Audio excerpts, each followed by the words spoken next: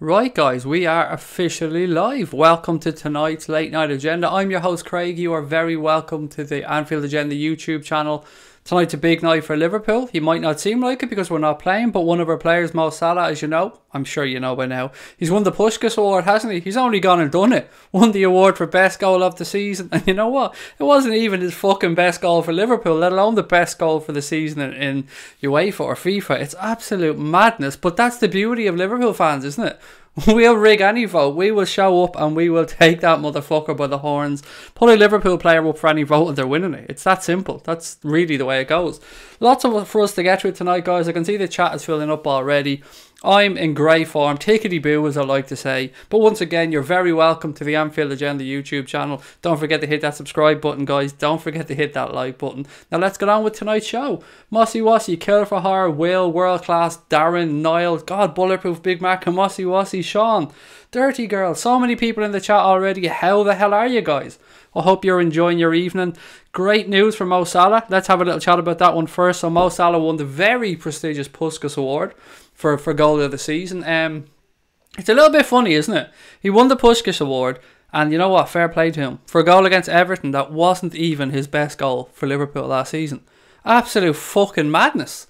Now, congratulations to Mo. Mo has been fucked over but in so many awards lately, so well done to Mo for getting that one. But as people are already saying in the chat now, absolutely, the FIFA awards are fucking ridiculous. Absolute Looney Tunes stuff. Let me get a little bit of a rant out of the way, but it's a happy rant to start tonight's stream. So as we all know, we just said Mo Salah won the Puskas Award. Now, for anyone who doesn't know what the Puskas Award is, it's the award for goal of the season.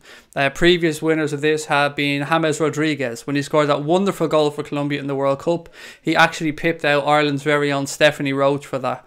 Well deserved that year as well. But the Puskas Award, let's be honest, Ronaldo's overhead kick and Gareth Bale's goal against Liverpool in the Champions League final were infinitely better goals than Mo Salah's one against Everton that went up for the award.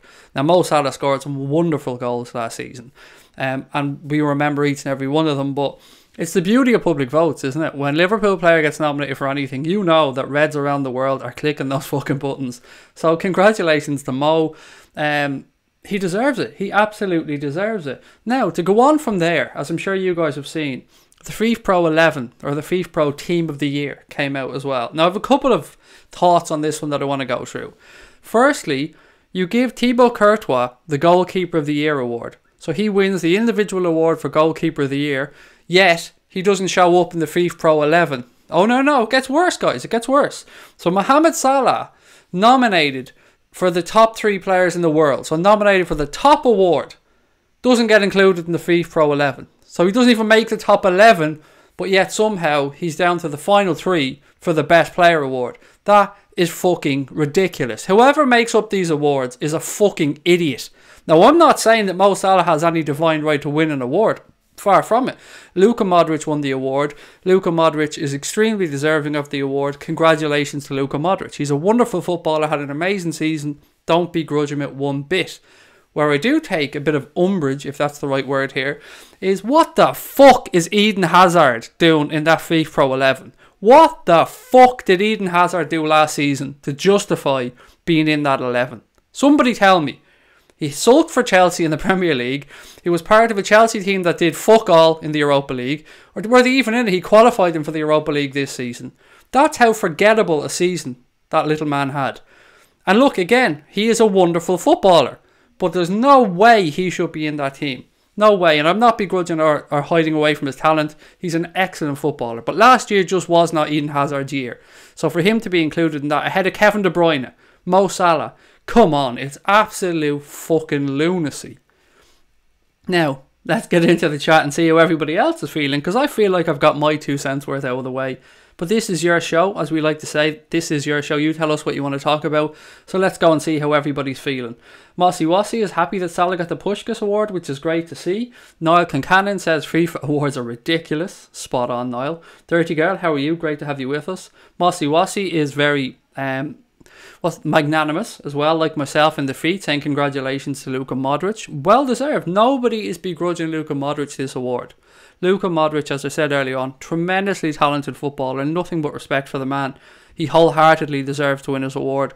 And I think he may go on to win the Ballon d'Or as well. And he will be deserving of that, of course, as well. And what else have we got? Big Mac has said, never even got in the team. Never even got in the FIFA Pro 11. It's the lunacy of this, isn't it? How about Chan for Shaqiri based on A52 Love Shack? I would fucking love that, Lawrence. I would. But a Love Shack, baby, Love Shack. I could fucking sing that all day, man. I am all up for that one. Can't sing, can't hold a note in my head, man, but I will have a go with it. Get that one on the cop and I'll be bouncing there to it like everybody else.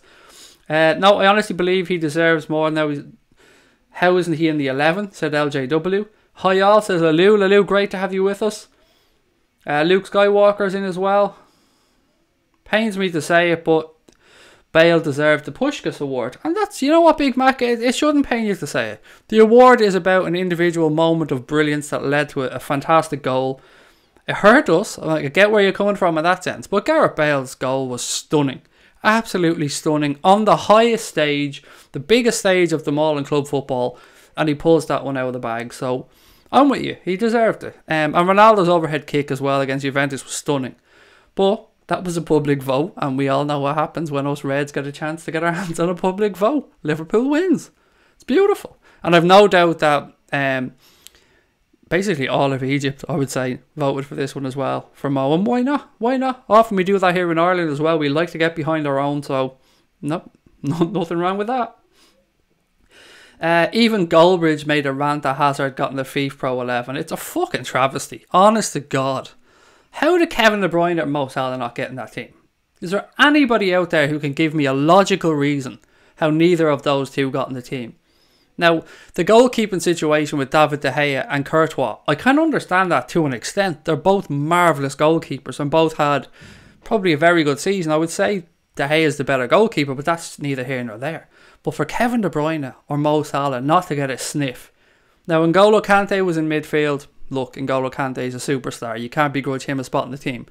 Kylian Mbappe is in there. Cristiano Ronaldo's in there. Lionel Messi's in there. Names you'd expect to see in there. But how could you nominate somebody for one of the best 3 footballers in the year but not tell them they're not in the top 11? Doesn't really make much fucking sense to me, in my humble opinion. But you know what, you can't say anything these days, guys, because you're just going to come out and sound like a bitter fuck, even though you've congratulated everybody else, except Eden Hazard, because he doesn't deserve to be in there. Right, now let's get back in and see how everyone's feeling. Salah not in the team of the year, fuck off, said Mossy Wassy. Greg said, night everyone, these awards are unbelievable. Actually feel bad for Bale. I would be fuming if I were him. No one gives a shit about that. Bale's goal was good for fuck's sake. Mo Salah deserves some silverware for the year that he had, so happy for him even though I think there were better goals and kill for hire. Who selects the winners? It depends. Different awards, different things, mate. For the Puskas award, it was a public vote. For the FIFA Pro, I think for the Player of the Year award, it goes to the national... Is it national and club coaches and captains? I think I'm right in saying that. It's something along those lines anyway. Hazard got in ahead of Mo Salah. Don't get me wrong, he's a great player, but based on last year, Mo Salah should walk into that team ahead of him. And Greg, it's the same as the rest of us. Just, you know, lots of people with the same comments here. So it's you know there's something up when there's so many people mentioning the same things. And I'm glad to see so many of you are including Kevin De Bruyne in this as well, when you're wondering how the fuck did he not get in it, because Kevin De Bruyne was awesome last season. He's a fantastic footballer. He'd grace any team in the world. So for him not to even get a sniff either, it just screams of fucking stupidity. We're sponsored by Pro Evo Soccer, the game, arch rival of FIFA. Might be something as petty as that, said YouTube. I honestly don't know. I don't know how some of these things are nominated or awarded. Like, how the fuck was his goal against Everton nominated? Well, it actually won now, so it won the Puskas award. He scored better goals last season than the goal against Everton. How was that the one that got him nominated? Madness. His goal against Spurs was one of the best goals I've ever fucking seen from a Liverpool player. How he even scored that, I'll never know. FIFA hasn't changed since the bladder days, said Megan Anki. Stigblom Anderson. Connor Cody, fair enough. He was at the academy, but he'd be 4-5 pick now, I guess. Somebody mentioned Connor Cody. He's not good enough to come back to the Reds. That's just a silly one. Which players were up for the award? For the FIFA Pro Best Player Award, it was Mo Salah, Cristiano Ronaldo and Luka Modric. And look, Three amazing players. Luka Modric, nobody begrudges him the award. I think what's pissing off a lot of people here is the FIFA Pro 11. So the fact that Mo Salah didn't even make the 11 or Kevin De Bruyne didn't make the 11. I don't think anybody has anything to say about the individual award because Luka Modric is a very deserving winner of that one. Greetings from the Alamo, said Steve. How are you, mate? Back in there, surrounded by Evertonians. Poor Steve. Where he lives, the apartment he lives, he's surrounded by blue noses. He can't move for blue noses there. Goes out his door and he's being called a red shy. Can't go even put the bins out. He's been called a red shy. He likes to let us know that he lives in the Alamo. I expected De Gea to win the Keeper of the Year, not Courtois, said Mossy Wassy. Once Salah gets back in form, we will be unstoppable. Damn fucking right we will. Absolutely. 7 from 7, guys. 7 from 7. The Reds are on a march. And there's a couple of other little funny bits that I picked up throughout the day that I wanted to have a chat about, because when we come on here at night, you guys always have so many brilliant points to chat through, and the stuff I miss all the time in the news that you guys remind me of. So tonight, I found a few little funny bits that I thought I'd bring to you for a change and see what you guys thought about them. So, first up, a little bit of good news, or a little bit of funny news. So we all know that Paris Saint-Germain were cleared of any wrongdoing with regards to financial improprieties over the summer. I think it was June, if memory serves correct. Well, shock horror, FIFA have actually gone back and reopened the case. So I've just read something here. It says UEFA have reopened their investigation into PSG's finances. PSG were cleared in June but told in July that that decision would now be reviewed. So FIFA are looking back into PSG's spending. Let's be honest, Stevie fucking Wonder could look at their spending and realise that they're fucking fiddling somewhere. There's no way that they bring in enough money to buy Kylian Mbappe and Neymar in the same year. Whatever codology they tried to come out with, that they got Mbappe on loan for a year and then had to buy him next year. Fuck off. Nobody's stupid. They did what they did. They bent the rules. They need to have their asses slapped. If FIFA have any balls whatsoever, they will relook at this again and say that they are absolutely not playing to the fucking rules. I don't know the ins and outs of it. I'm only giving my opinion from the outside. I'm sure PSG have some fancy ass fucking accountants, and I'm sure that they've come up with some algorithm or spreadsheet that says that what they're doing, they just about make it. They just about hit the threshold that allows them to get away with it. Come on. Come on. Let's stop treating football and football fans like fucking idiots. We may be idiots a lot of the time, but most of us can look in and know that it's not a level playing field. When PSG, a club in the French league, who aren't getting the TV money of Premier League clubs, who aren't getting the TV money of probably Barcelona and Real Madrid, how can they go out and afford all this stuff? You know how, I know how, but we can't go on here and say it, because if we say it, we're fucking liable. But we all know how, don't we? It's pretty fucking obvious how. So, interesting to see how this one comes along. I'd love to know how you guys feel about this one. How do you feel about the whole PSG thing? We could broaden this to talk about Manchester City, but in fairness to Manchester City, some of what they're doing has slowed down. The sponsorship deals I would question, but I'm not knowledgeable enough to really go into it. But PSG, if there's anybody out there that looks like they're pulling a fast one with regards to financial fair play, it's PSG. From the outside, we must look at this and go, seriously, how is there supposed to be a level playing field? You're telling me that those motherfuckers are spending what they bring in. I know there's a certain amount you're allowed over 3 years, you're allowed to be over by a certain amount, yada, yada, yada. But come on, come on. Even Real Madrid and Barcelona can't afford to be paying the money that they're paying for players at the minute. That's ridiculous. You cannot tell me that PSG sell more merchandise, have better commercial deals, get more TV revenue. They don't even get as far in the Champions League as the Spanish club. So how the fuck can they afford to buy Neymar and Mbappe in the course of a year? Come on. We're not idiots. Evening Craig, evening Reds. What else have we got? I love your comments on this one, guys. I really want to know how you feel about it, because it's easy for me to sit up here and rant, and I could be completely wrong. Other people may look at this and go, do you know what, Craig? Actually, this, and this happened, so they can do this, and this. Maybe I've completely missed something. I'm always open to be corrected. PSG sell the whiny one to Real Madrid and Kylian Mbappe to us. We'll take him. Yeah, we'll definitely take him. We'll probably come up with Michael Edwards, come up with some deal, which means they probably end up owing us money for him, but we'll take him. Just because I don't agree with Mbappe being the best striker in the world. No, I think he's having a disagreement with somebody else in the chat. I don't think that was aimed at us. Ronaldo pays FIFA to put him in all the teams and make sure that his rivals don't, says Will. Did you see that when Modric won an award, the Golden Ball at the World Cup? So when Modric was awarded the Golden Ball for the best player of the World Cup, Ronaldo's agent, George Mendes, came out like a fucking whiny little bitch moaning that his client didn't win it. How on earth could he not have won it? How did Luka Modric win it?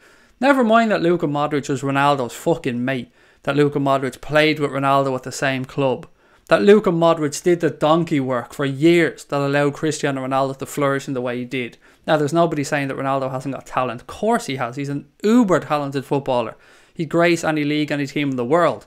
But to begrudge somebody like Luka Modric, who's put in the hard yards year after year, and to come out with a petty fucking statement like that, it's just screams of fucking Mayfainess, which, excuse me, in Ireland means all about me. Mayfain means myself. Greetings from the Alamo. We read that one already. Go Salah. I love that comment. Even worse, Everton's training ground's only around the corner from Stephen Richards. My God, mate, you can't get any luck, can you? They should get banned. How can they say they shouldn't? It's fucking stupid, said Louis. PSG must give Mbappe free to Liverpool, said Mossy Wassy. It would be even stranger if that's... Imagine that's the conclusion that FIFA came to. After exhaustive reports, FIFA have come to the decision that Paris Saint-Germain must give Kylian Mbappe completely free to Liverpool Football Club. That's what the report says, so we have to go by the report. Can you imagine the scenes? I think I went through about 3 different accents, by the way, when I was doing that. I had no idea who I was trying to do. They had to award him something. They didn't want to award him a team position or player of the year. FIFA only vote for Spanish clubs and players. Well, that's the thing. FIFA hadn't even got a choice over giving him the Puskas award. It was voted for by fans. So when it was put to the fan vote, the Reds stepped up. Of course they did. The Reds stepped up and got it from. We got an idiot in tonight, said Big Macca. No idea what you're talking about, mate. I'm sure that's just a bit of in-squabbling. And I try to stay out of these things. Just make PSG sell the whiny little fucker to Real Madrid and Kylian Mbappe to us, said Will. FIFA think we are idiots. That FIFA 11 is bullshit, said Louis. Evening Craig, said Pepper Red. How are you, sir?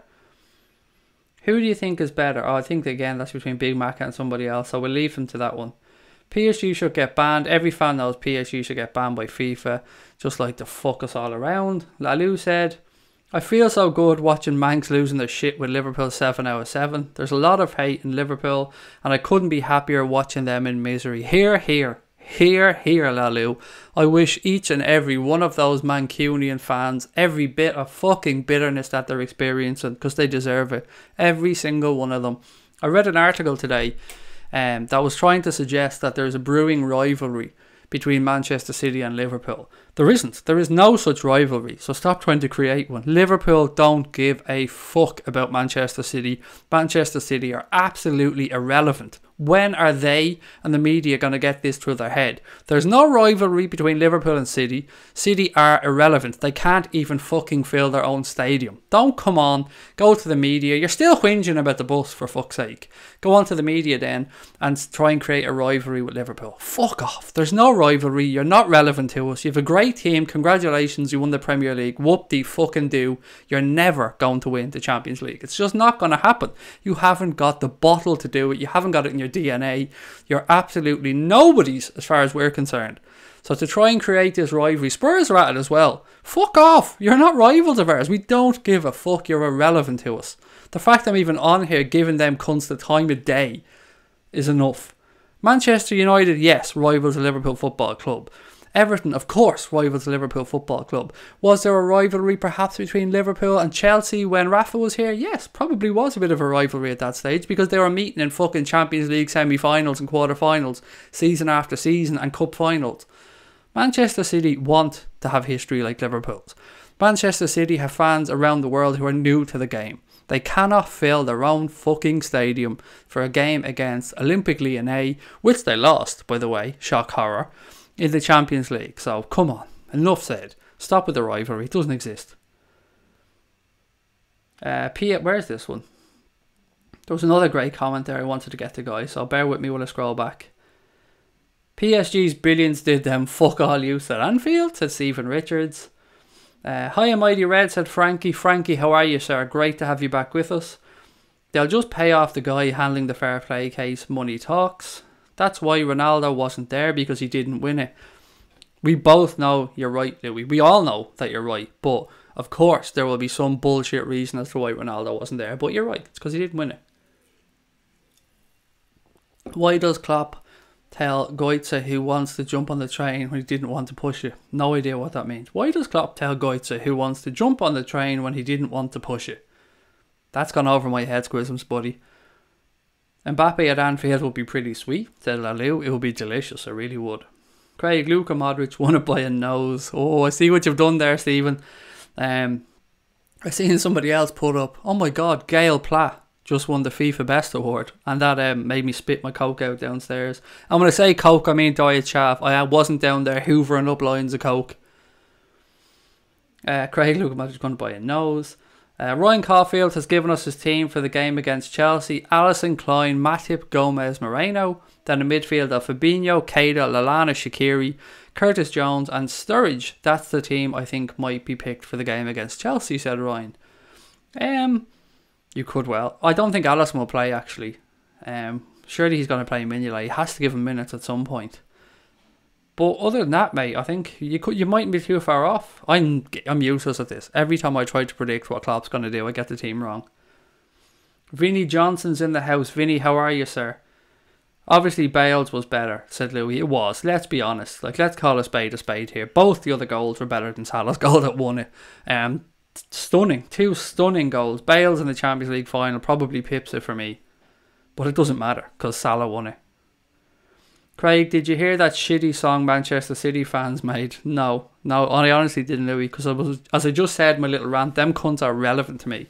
I don't give a fuck what Manchester City fans have to say. Klopp did go for Mbappe before he moved to PSG. Liverpool couldn't afford the wages and price tag, so had to withdraw. I don't think that's necessarily true, Mossy Wossy, but I don't think it's necessarily untrue as well, if you get where I'm coming from.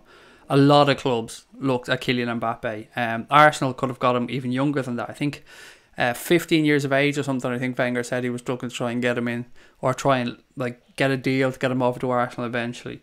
He wasn't a secret. Everybody in the coaching world knew about Kylian Mbappe. Us as fans, a lot of us hadn't got a Scooby-Doo who the fuck he was until he burst on the scene with Monaco. But in footballing circles, he was apparently known of for a long time.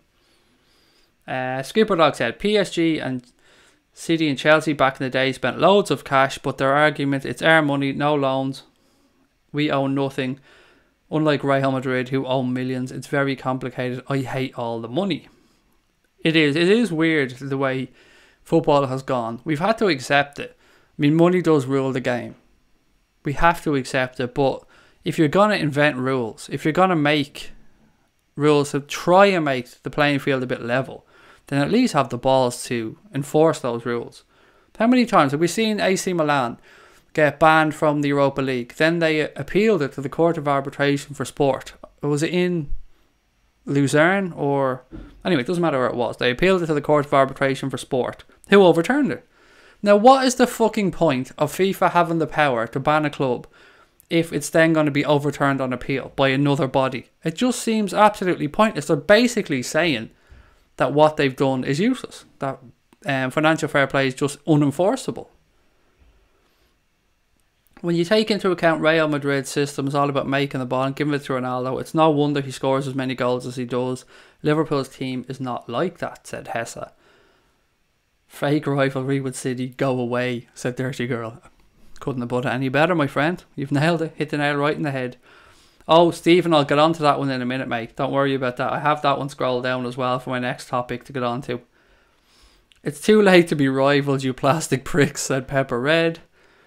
Everybody wants to create a rivalry with us. They're so fucking miserable. Everybody does. Everybody wants to create or have what Liverpool have. You cannot get the history that this club has. People moan about us being a historical club in the context that they say we haven't won anything in a while, but at the same time, they don't have a fucking legacy like Liverpool club has. They want it. They want it. They want to be taken seriously. They want to be a big player, but you're not. That's the beauty of it. You're not.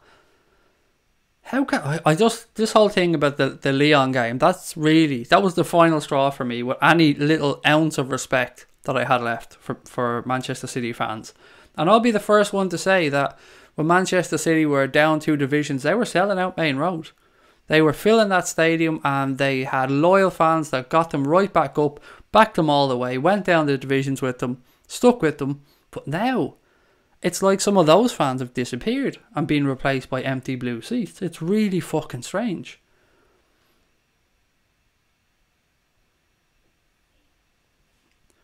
Now, when Man City grow up, they all want to be Liverpool, said Pepper Red. In football, Rangers, QPR matters of gambling, but I can't see 50 fee for cheating. Oh, I don't even know what that's on about. Oh, we will get to that one, mate. Anyone who's talking about Mr. Keys, I'll get to that next. Don't worry, I have that on my list. City aren't rivals. They're more like someone you know who has millions in the bank and thinks that they're bigger than you, said Mossy Wassy. The exodus from PSG if they don't play in Europe next season, says Stig. I don't know, man. Would there be?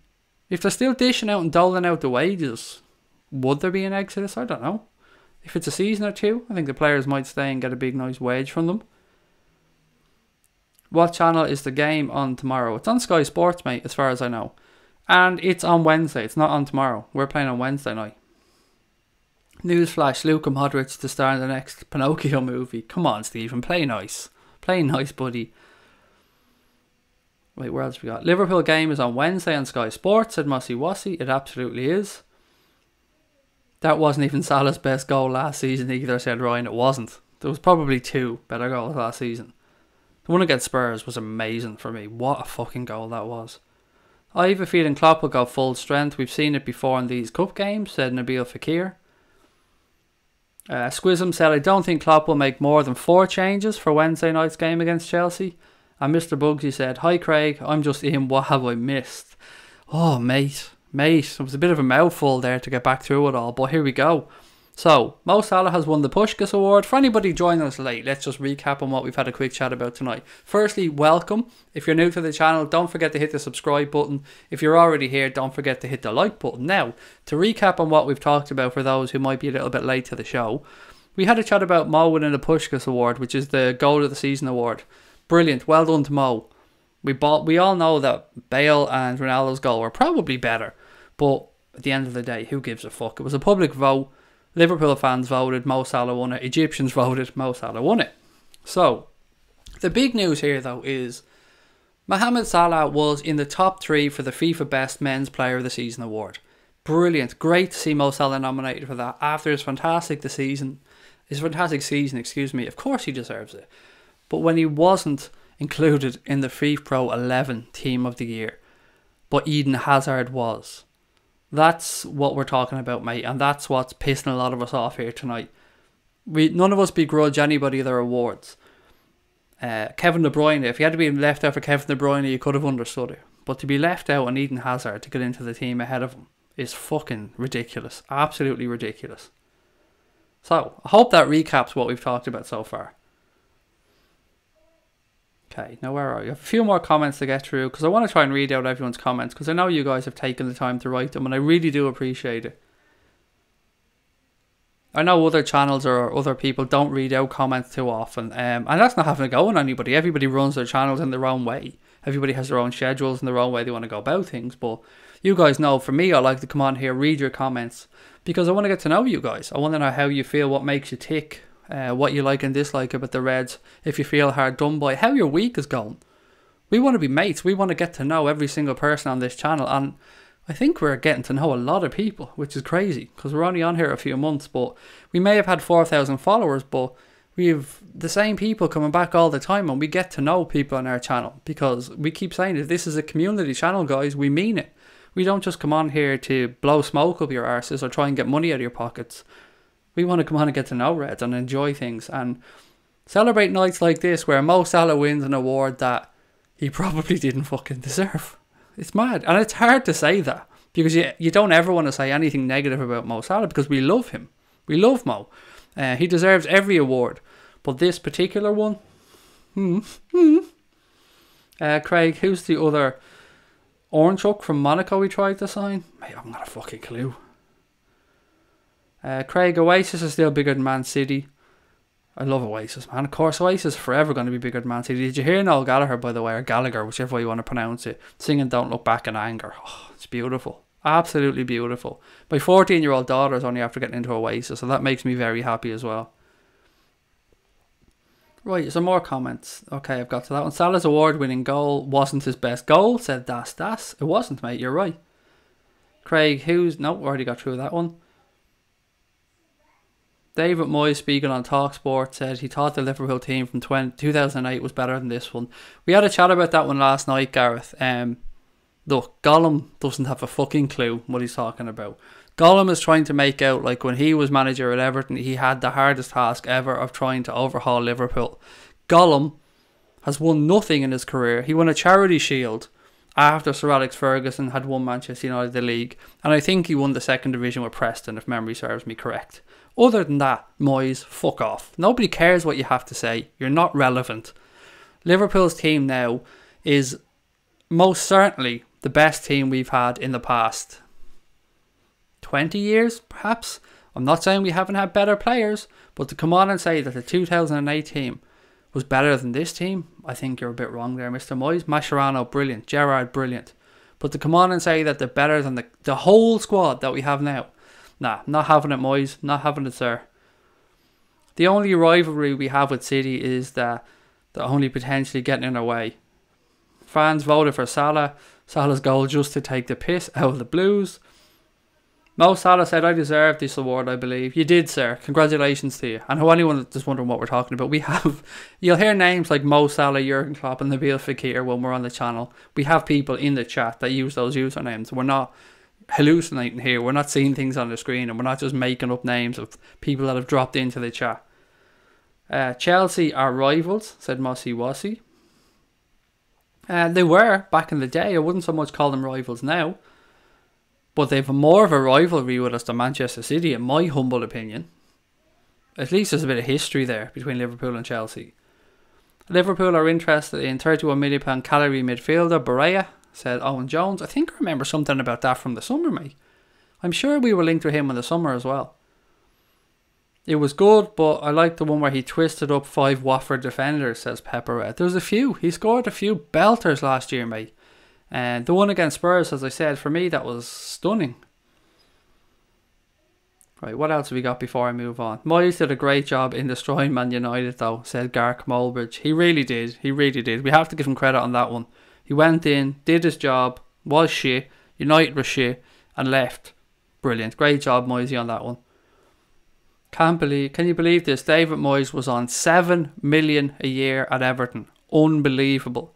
Outrageous, but true, said Dirty Girl. 140 odd grand a week to manage Everton into absolute obscurity. Madness. Great money if you can get it. Names. All the biggest names at Anfield Agenda. There you go. You come here, mate, you know what you're getting. You're getting the best of the best. The best bald Irish egg you can possibly get. FC United of Manchester are bigger rivals, says Megan Onke. You guys have a fucking cracking sense of humour. Paul said, I've just heard Mo's goal against Everton was voted best Watford and Spurs goal. It wasn't really that, Paul. It was a little bit different. So FIFA picked out this goal. I don't know why, mate. No idea why they picked this particular goal. But anyway, FIFA picked this goal and nominated it for the Puskas award. There was no option for anybody to pick any other Mo Salah goal. It was that goal, it was Cristiano Ronaldo's overhead kick against Juventus, and there was Gareth Bale's goal against Liverpool in the Champions League final. The stunning goal, not the other one. So they were the 3 nominations. It was a public vote, and of course the Reds do what the Reds do, support their man, and got him the award. But yeah, you're right, none of us disagree, Paul. There was certainly better goals scored by Mohamed Salah last season. You're right about Moyes. Only a nutcase would take the United job after Fergie. It was a hiding to nothing, Gareth. Honest to God. I think Fergie fucking set him up, basically. That was an absolute hiding to nothing. Who would take that job? The most successful manager in English football in the past, 35, 40 years or something? And you've got to go replace him. Best of luck. Best of fucking luck with that one, Moisey. There's a certain gravy lover around here too. Excuse me, Sam. I forgot about. We've a Sam Allardyce is in as well. You're welcome, Sam. It's always great to have you in with us, mate. Your football knowledge is second to none. Don't forget a bit of bisto. Bit of bisto goes a long way, Sam. Any phone guests or back pages preview, Craig, said Dirty Girl. No, not tonight. Back pages preview, we can definitely look at doing that. I mean, as I said, there's loads of ideas that you guys can pop through. There's a few shows we're going to do where it's me and Dave one-on-one, or me and Cash one-on-one. And we're thinking of doing these shows and pre-recording them. So we sit down, I say sit down, we do a video call face-to-face on the call, and we talk about football for 20-25 minutes. We talk as if there's no cameras there. We just shoot the breeze, talk shit and talk about football in general for 20-25 minutes. We're going to try and test a few things going forward. We will be announcing another competition on Wednesday, hopefully. Fingers crossed, everything going well. We should be announcing another competition with our friends at Score Draw on Wednesday. So keep an eye out for that one. We've said to you guys before, we're going to be working with Score Draw going forward this season. We're delighted to be working with them. They're a really, really great bunch of lads. We've given out a code before, a discount code, if you want to go on to Score Draw. And if you're wondering who Score Draw are, by the way, if you've ever seen any of the amazing Liverpool retro shirts, or even other clubs, I'm talking about Liverpool because this is a Liverpool channel, any of the retro shirts, basically the ones without the Adidas badges or the Umbro badges, the ones that are for sale in the club shop, you can pick them up almost anywhere. They're on Sports Direct, you can buy them from the website, lots of places. But anyway, Score Draw have teamed up with us to do a few competitions this year, and we're delighted to be able to do stuff with them. But if you go on to scoredraw.com, have a look at the selection of Liverpool retro tops on there. If you like any of them, you want to have a discount of 10%, just put in the code, the number 3, and then 3 score 10. So all uppercase, 3 score 10. So the number 3 score 10, 10, all uppercase, and that'll get you 10% on anything on the website. Absolutely anything. There's some kick-ass tracky tops on there as well, by the way. And in case anyone's wondering, in case anyone's out there saying, Craig's plugging this because they're on a bit of wedge from Score Draw, we're not. That's the thing. We absolutely are not taking a penny from Score Draw. We are just getting stuff to give away to you guys. We've been honest about this before. Companies have approached us to plug shit for them, and they give us a percentage of sales, or they give us whatever. We've no interest in that because we're not here to line our own pockets. We want to give you guys free shit. So when Score Draw were kind enough to approach us, we had a chat with them. One, what a lovely bunch of guys. Danny and the team at Score Draw are absolute brilliant people. Great people to work with. And we pitched what we wanted to do to the guys, and they said, yeah, we'd be on for that. So why not? So we're going to give you guys some shirts away this season, courtesy of Score Draw. I couldn't ask for better partners to team up with on Anfield Agenda, so I'm delighted. Can't wait to give away more shirts. I love giving away free shit. Smash the like button, the Scouts version, said Paul. No backhanders at Craig's house. Absolutely not, mate. We don't give a fuck about money on here. We're looking at something in the future, and even at this, we're unsure if we're going to do it or not.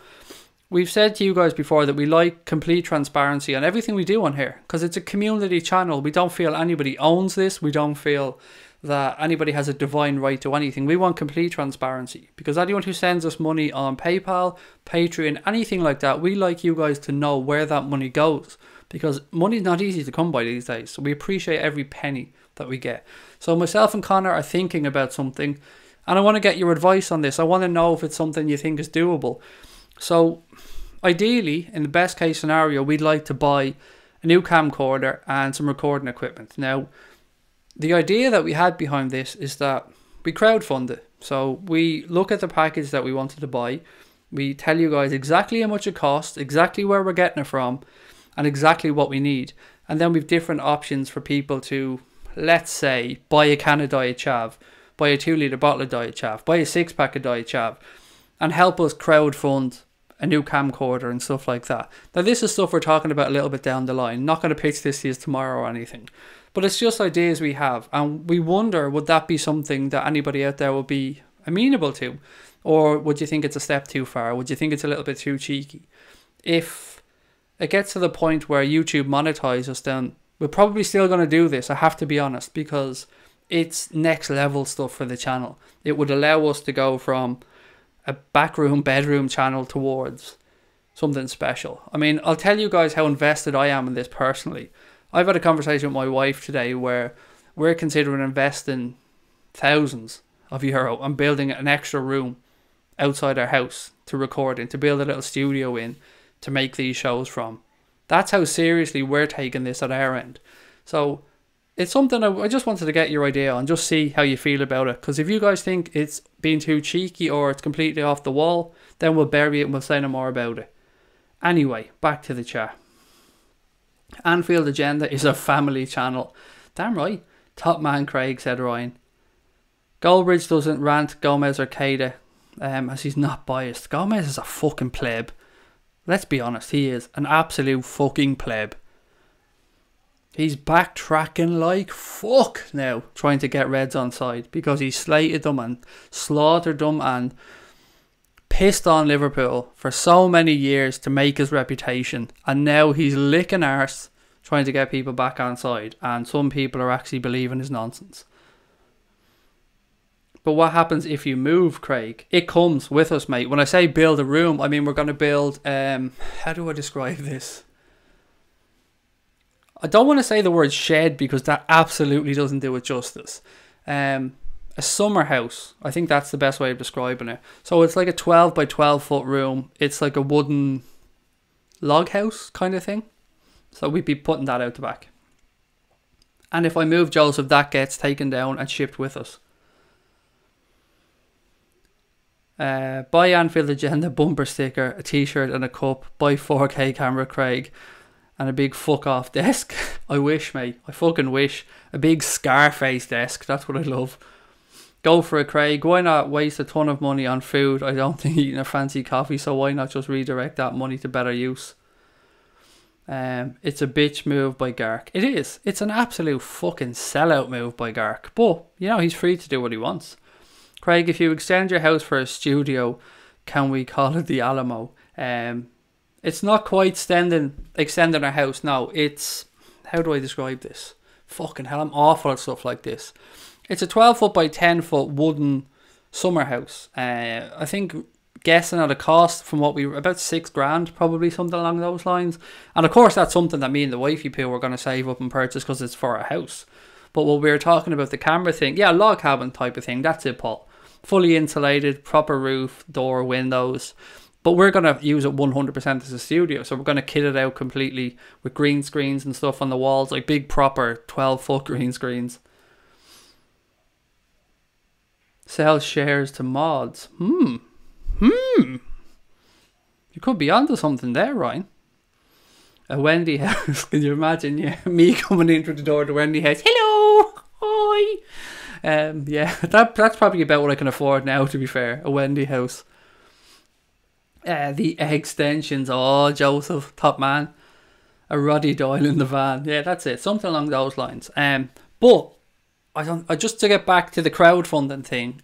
If we were to do that, if we were to say put up exactly what we wanted to do, we wanted to buy this DSLR camera, this stand, this light, whatever it might be.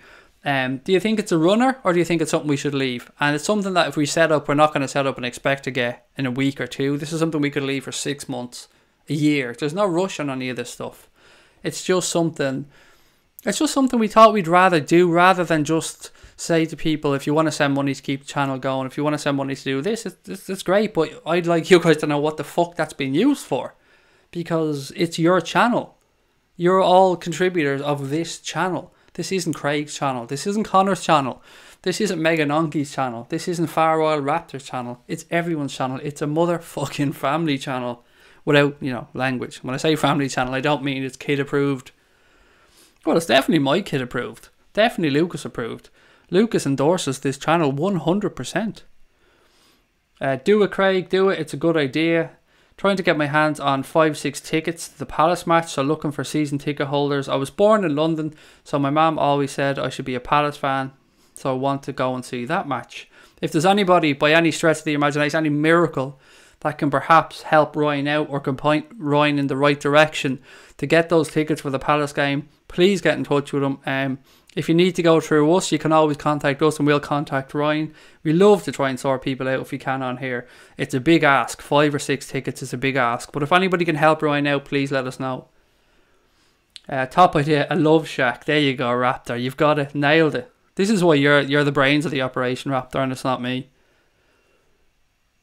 I don't think you need to make any changes right now. The format works well.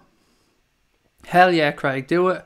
Is this your main job, Craig? You don't have to answer if you don't want to. Again, with my life, mate, everything complete transparency. This is not, no, of course it's not my job. I don't make a cent out of this. I was writing a message to somebody earlier on. I've spent around just shy of $4,000, I'd say, of my own money making Liverpool content over the past 2 years. And I've no problem doing that. It's my hobby. It's, it's what I wanted to spend my money on. No bother with that whatsoever. I've never made a penny from doing any of this content because it's never been my goal or my interest to make money from it. I have enough to get by in life. I have a few business interests that keep me ticking along. I'm a bit of a Dell boy. I'm a bit... That's making myself sound a bit fucking... a bit geezery, like... I can't... Because of my Asperger's and because of my personality type, I can't work a 9 to 5. I can't work in an office. I never could. I was always a bit of an entrepreneurial spirit. So when I was 18... I had my first little business. I had a couple of rickshaws that I rented out. Then I started buying a couple of taxis, got my taxi license, drove some taxis. I've bought and sold 54, 55 cars at this point in my life. I buy and sell anything. I've bought and sold thousands and thousands of pairs of earphones. So many different things, like, just to keep ticking over, because I live my life in a very different way to most people. I can't work a 9 to 5, so I've always tried to answer people's questions on here. So this absolutely 100% is not my job. This is a hobby. Don't make a penny out of it. I never want to. Never been my interest. Is your aim to be more like Redmen TV? No, it certainly isn't. For a couple of reasons. One, and when I say it isn't, don't believe in any way I'm talking down about Redmen TV. Far from it. Redmen TV do an amazing job at what they do, I hear. I don't really watch their stuff because I'm not really a YouTuber. But anyone that does, that I know, loves it. So no, I've nothing to say about Redmen TV. Nothing disparaging at all. But no, it'll be different because one, we'll never ever go behind the paywall. I just don't believe in it. Two, we do things a little bit differently, I think, to Redmen TV, from what I can gather. We really talk our mind because I've no interest. I think the best way of summarising this really quickly for everybody is the difference between possibly us, a Redmen TV, maybe an Anfield Wrap, and any other type of content providers. And again, nothing but love for these guys. I've spoken openly about my admiration for the Anfield Wrap many times. Had the Anfield Wrap subscriptions, listened to thousands of their podcasts, well, hundreds of their podcasts, love them, and respect the fuck out of anyone that makes content. So what I'm going to say here isn't meant as a dig towards anybody else, because I've nothing but love and respect for everybody that takes the time to make content, because I know how much work goes into it. But for us, some of these channels want to be able to get to the club. Some channels want to be able to interview players, managers, have access to the club, perhaps. It's never been our goal, because I don't give a fuck what Jurgen Klopp has to say, with all due respect. I don't give a fuck what Andy Robertson has to say. I watch them, I admire them from afar. If I ever get to meet the man, I'll shake his hand. But this channel was started to know what fans want to say. This channel was started to reach out and talk to Liverpool fans around the world. So it interests me more to know what Raptor has to say, or what Dirty Girl has to say, Lars has to say, Andre has to say, Megan Onke, any of these guys. That's who we want to get to know. Because there's enough people making kick-ass Liverpool content, like Redmen TV, like the Anfield Wrap. There's enough people doing it professionally and doing it really well. We'll leave them to that. But we believe we're a little bit different. We're a fan channel that's only interested in what fans have to say. I've no interest in Jurgen Klopp. No interest in getting an interview with him. I'll listen to that when they do it with the Redmen TV, or I'll listen to that when they do it with Anfield Wrap. It's just not our thing. That's basically what I'm trying to say. I've probably over-elaborated or waffled on for a little bit, but I keep saying it. I'm going to keep using the word community, and you guys will eventually understand and believe what we're saying. But we only have an interest in fans and fan opinion. Right, where are we? Craig, walk before you run, big fella, said Stephen Richards. In which sense, buddy? If you're talking about the room, wouldn't worry about it anyway. It's a room that we can have for the family going forward. So I wouldn't worry about us spending the money on the room, Stephen, if that's what you mean. It's the next room for our kids to use as well. Is that Arsenal channel owned by Robbie or the club? It's not owned by the club. Yeah, they were told to stop using the name Arsenal, so it's definitely not run by the club. I think it's Robbie's. I don't know enough about it, but I think Robbie might be the owner of the channel. Cheers for that, Craig. Really appreciate it, buddy. Again, no problem. I have a couple more things that I do want to get through, though, before we move on to the next topic for tonight, because people were talking about Richard Keys earlier on, and I do have that in my agenda to talk about as well. It's not my business, but where you are is fine. Honestly, I wouldn't for years until you have over 50,000 subs. Then again, your financial situation. The room thing, as I said, it's not going to be purely 100% just for the use for this. We'll use it for this, but I have a teenage daughter. She'll have a room. She'll be able to go out there and play with her friends. I say play like she's 14. She'll be able to go out there and hang with her friends. Lucas, we can turn it in when we're not using it. I can turn it into a sensory space that Lucas can use. So don't worry about the room, guys. The room is just a beautiful benefit. Craig got some one-legged turkeys for sale. If I thought I could shift them, mate, I'd fucking sell them. I also have a couple of interesting tattoo businesses as well. And I'm hoping in the next 12 months to open a studio in the town I live in. Gareth joined the Blue Spanner Ultras. I can't do it. I can't make an Evertonian a Blue Spanner. I just can't do it. It would kill me to do it. Absolutely kill me to give an Everton. He does deserve one though, doesn't he? El Gareth, he is... I've nothing but respect for Gareth. I have to do it, don't I? I really should. I really should. Gareth, there you go, mate. You do deserve it, buddy. You've been one of the best since we've been on here. So thank you for your continued contribution, buddy. We do appreciate it. You're the nicest blue nose I've ever met. Anfield Agenda is for the fans. There you go. That's a beautiful thing to say. Thank you. That really is a lovely thing to say. Waffles, waffles. I love waffles. Are you guys going to be gutted if you finish second, or would that be progress? Gutted. For me, Gareth, mate, gutted. Absolutely fucking gutted if Liverpool finish second. I'm not going to even lie about it. I don't think we've any divine right to win the league, but I want it so bad, mate. So bad. Do a quiz. Yes, that's a great idea, mate. Absolutely brilliant idea, Lewis. Do a quiz. The only way, mate, is trying to figure out how we can do that and get everybody to get their scores tallied and stuff like that and not have people cheat. But a quiz is a belter of an idea, mate. Well in. Let me have a think about that because it's a great idea. What we could do is we could get 3 or 4 of you guys on every week and we could do a phone quiz. So I get you guys to answer questions live on air. And then we put people through to the finals and then we have a bit of a quiz competition for a year. And we give away prizes. So we could do it that way where we have people live on the show answering the questions. If that's what you're talking about, Lewis. Because we can defo do that. Anybody's welcome to come on air here anytime.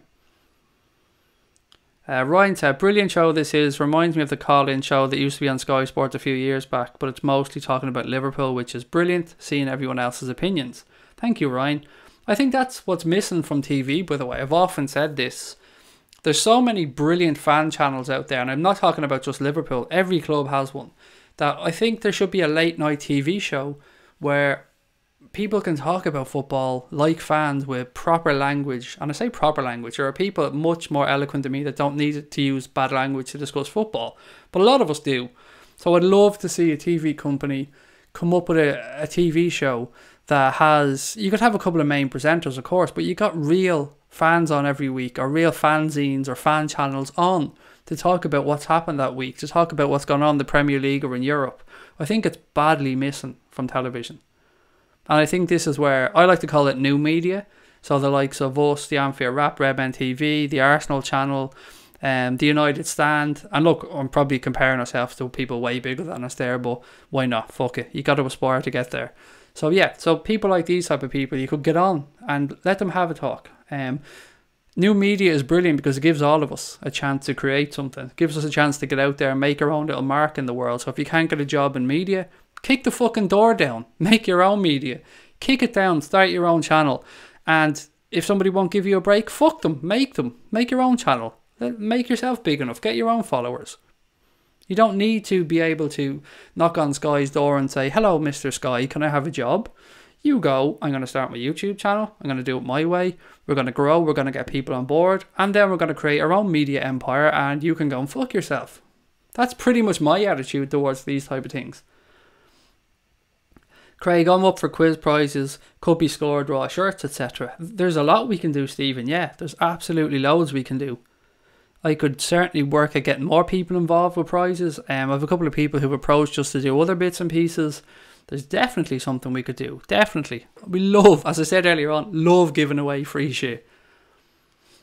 Make your own media. That's it. That's my thought on this completely. This is what I said to Connor when we started. This is our chance to establish a channel from nothing. Absolutely from fucking nothing. And create our own little media space for Liverpool fans. It's brilliant. And anybody can do it. That's the beauty of it. Go balls out every night. Damn right. You know we try anyway, mate. We always try and go balls out.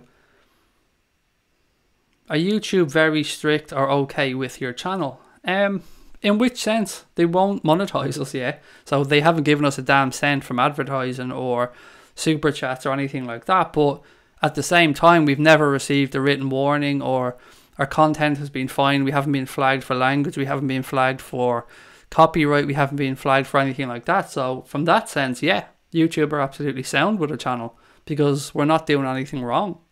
You're allowed to curse. You're allowed to use language. Steaming balls out. Top prize tickets to a game. Paw, mate. I absolutely wish I could do that. I can't even get tickets for myself or Connor for games, mate. That's how hard it is. We're struggling to get over to a game this season. Somebody was kind enough to offer us tickets to the Fulham away game, and I think we're going to take them up in April. But other than that, we can't get tickets. So if we could get some, we'd go. But apart from that, of course, we'd give them away if we could get some more. Hazard travesty, said Stig. It's a fucking joke. It is. We got flagged for copyright on the test stream. Oh, yeah. Forgot about that one. That was way back, though. Way back. How did Salah not get into the World 11, but come in the top 3? The award show is shite. Mate, I'm with you. LFC_5. I'm with you, buddy. We started off the show with the very same thing. It's a fucking joke. So you're one of the best 3 players in the world, Mr. Salah, but you're not one of the best 11. I mean, just itself, the hypocrisy of that is just ridiculous. How do you get monetized by YouTube, Craig? Okay, so Connor can probably weigh in on this one in the chat if you could help me out, mate. To the best of my knowledge, you have to have minimum 1,000 subscribers on your channel. Tick, done that. You have to have so many minutes of watch time in a year. I cannot remember. I know it's 400,000 something. Can't remember what it is. If it's 400,000 minutes, I can't remember what the fuck it is. But again, tick. We've more than achieved that. In fact, we've hammered that. We got the annual total inside the first 2 months. So yeah, 4,000 hours. There you go. Connor said it's 4,000 hours of view time you have to have, 1,000 subscribers, and then you automatically, I think, go in for monetization. We were refused the first time. Again, Connor will tell you why. I thought it was copyright, but Connor said it was a duplicate post or something like that. So yeah, so we were refused anyway. And then we reapplied about 6 or 7 weeks ago, I think. And we're still waiting to hear back. So that's the honest information, Dirty Girl, and that's as much as I know. What was this about MGK? Did Connor say something about Machine Gun Kelly there a second ago? The one like a month ago with the MGK diss. Oh, yes. That was true. That was crazy, actually. For you, 150. I don't know what you mean. Mr. or Mrs. Two Shoes. I'm not sure what you mean, but hello. Anyway, Louis, hello. Welcome to the channel. Skipper Dog says, picture quizzes can be cheated. Or can't be cheated, excuse me. It'd be good apart from which year, but in general, knowledge, history, film, science, Liverpool, count me in. I'd love to do quizzes. Quizzes was a belter idea. Absolutely brilliant idea. Connor Crosby, you are Father Dougal, said Stephen Richards. Oh, God almighty. Right, guys, let's get on to the next topic anyway. We've lots to get through on this stream. This has been one of my most fun streams in a long time. So thank you so much to everyone that's on tonight. I'm having an absolute blast. If you're watching, by the way, and you haven't yet subbed, please take a minute to do so. You won't regret it. You'll enjoy the stuff we do on here. If you're enjoying tonight, you'll definitely enjoy the rest of the content. And it is all free, so why not subscribe? Right, so number 3 on my little list of things to have a chat about tonight. I said I went off trying to find some funny stuff. So our old mate Richard, hairy hands, daughter's mate loving, talk absolute shite Keys, has been back again talking about the Reds. He's trying to say that Liverpool made a £63 million mistake by not buying Virgil van Dijk from Southampton in 2015 for 12 million quid. Now, one, he's talking bollocks as always, because how can it be Liverpool that did make that mistake when Man City were in from last summer, Barcelona I think were in from last summer, and many other clubs were in from last summer.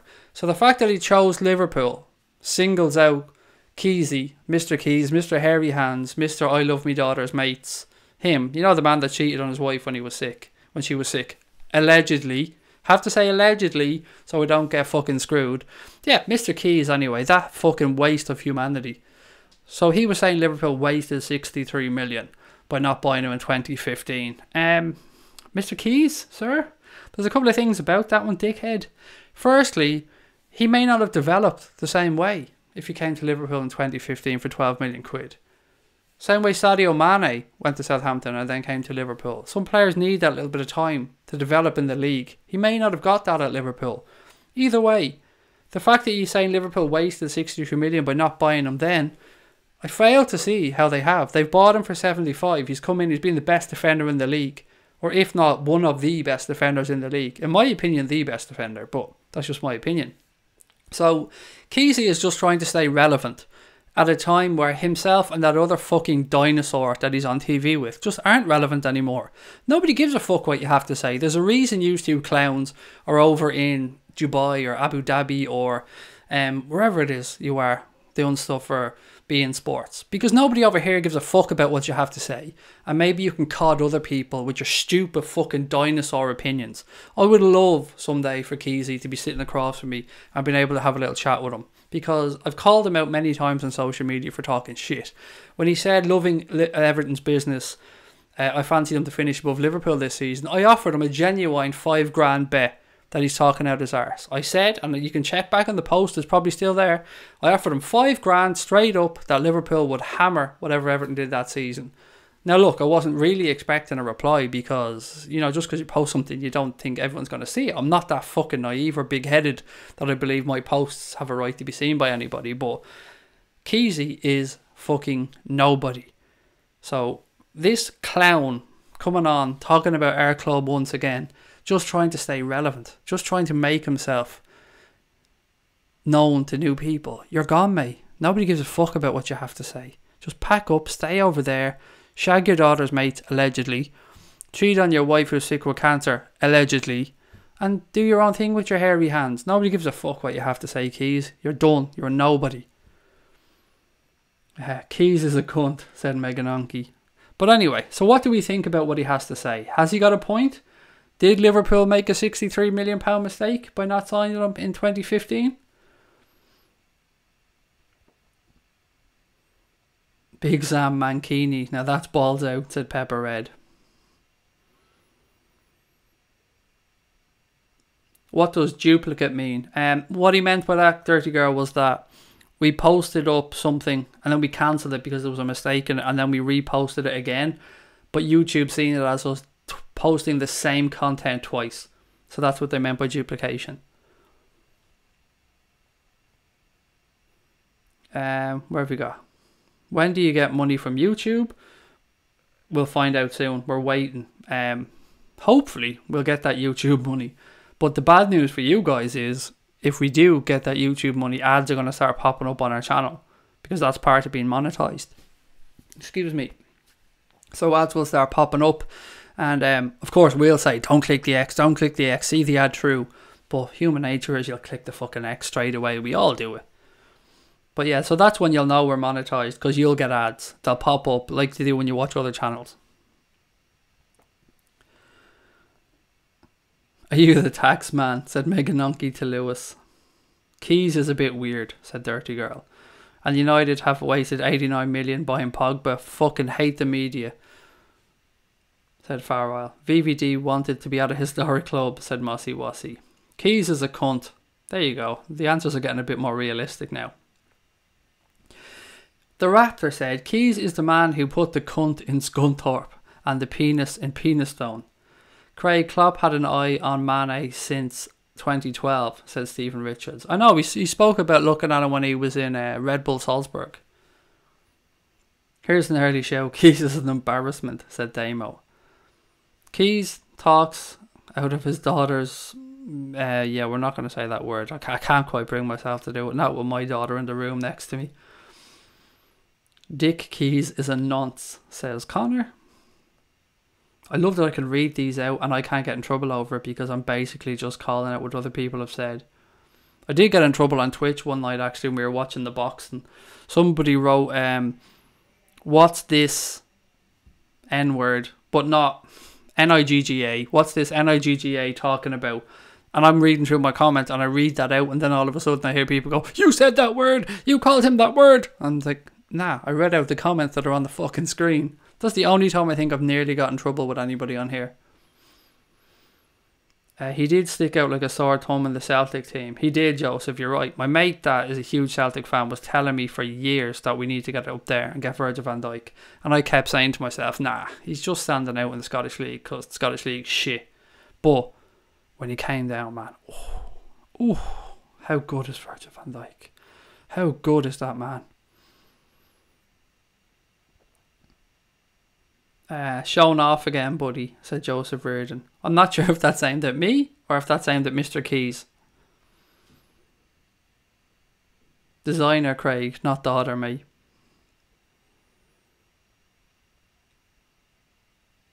Oh, it was definitely his daughter's, mate. Definitely. Allegedly. It was definitely allegedly his daughter's, mate. VVD could have come for 13 million, be the best defender in the world. He ended up being an absolute waste of space.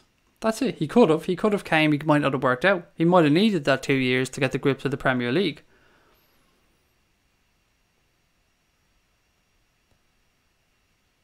Night Craig, has been a blast from the Alamo. Good night, Stevie, mate. Thank you for joining us as always. I feel if he got VVD at the correct time in his career, said Christopher. As do I, mate. I think it was an absolutely perfect time to get him.